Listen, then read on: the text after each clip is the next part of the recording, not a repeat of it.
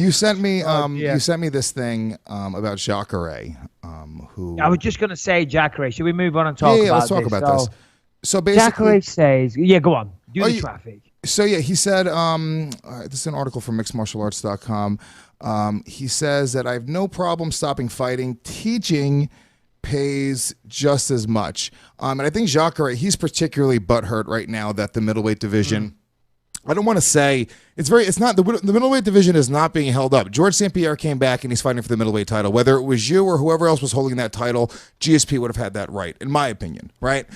100%. I mean, here's the thing. I mean, you got Yoel Romero calling for an interim title shot, which is just desperate. It's laughable. It's desperate. You know, I mean, interim titles are for if the champion is hurt or injured or taking time out. None of that's happening. As you say, GSP is fighting for the belt. So shut up, fight someone else in the meantime, or sit on the side, one or the other. So Jacare, he's quoted saying that he wants to see you and GSP have a double knockout in the ring, and he's not happy. So anyway, just kind of an interesting broader topic. Number one, how do you respond to Jacare saying this? And number two, do you think it's possible that teaching is paying, maybe Jacare, do you think it's paying him more than fighting is? Well, first and foremost, Jacare, come on, my friend. That's a very, very nasty thing to say. I thought you were all about love and God and this and that and niceness and spreading the beauty of jiu-jitsu and all this shit, but yet you call for us both to get knocked out. That's not very Christian, is it? So, listen, I understand. I understand his frustration, of course. But fact of the matter is, he did lose to Yoel Romero. So, he's only won 2 fights since then. So, he's really got no one to be mad about but himself. He lost around a year ago. So, it is what it is. Yoel's ahead of him when this fight happens.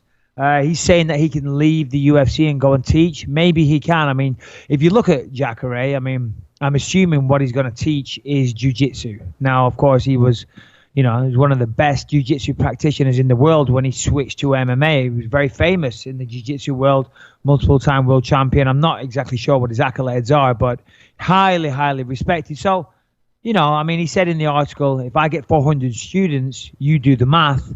I mean, I don't know if you could get 400 students. I mean, that's a lot of students to have.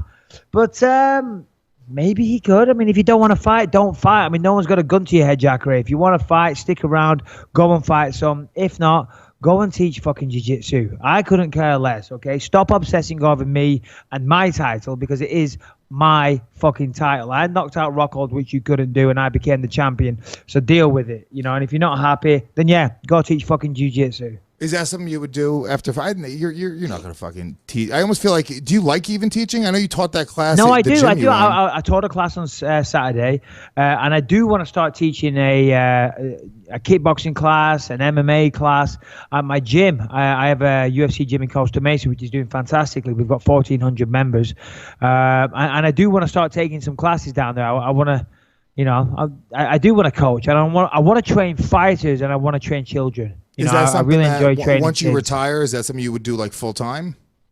I don't know about full time. No, it's not something I would do full time. I'll do it. I want to do a couple of classes a week and this and that, and then pursue some other things. And if like the acting things like that don't pan out, then yeah, then I'll go back to teaching martial arts. I mean, I do love it. I have a wealth of knowledge, and I would like to pass that on. Yeah. But I'm going to try and pursue some other high aspiration things in the meantime.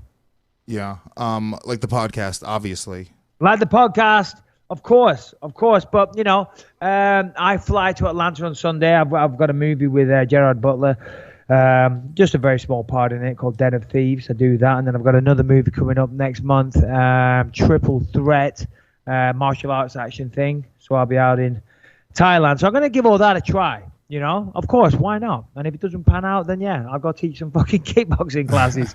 I've got no shortage of things. And of course, the Believe You Me podcast, which is my first and foremost priority. 100%. More so than beating George St. Pierre. I've got to be honest, Lewis. I know. Oh, no, I know this. People don't understand how serious you are about this podcast. You told me, you said, listen to me, if the fight with GSP gets in the way of the show, let me know and you'll cancel the fight. And I said, no, Mike, what are you, crazy? Yeah. I wouldn't let you do that to your family.